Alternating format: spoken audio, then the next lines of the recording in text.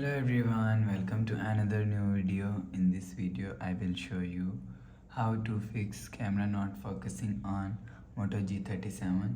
Let's start the video if you want to fix this problem. So first of all, go to app library. Here click on settings app. Now in setting, scroll down and click on apps. After click on apps, click on see all. After click on see all, scroll down and click on camera app. After click on camera app, click on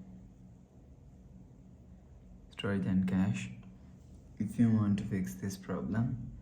So clear cache camera app. After clear cache camera app, go back to home screen.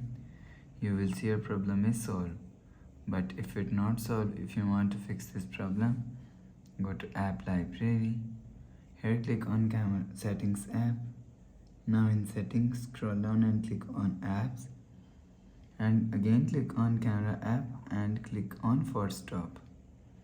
After force stop camera app, go back to home screen. You will see your problem is solved. But if it doesn't fix this problem, go to app library. Here click on settings app.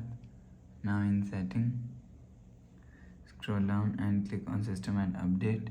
You will check your software update is latest. If it not latest, update your software latest.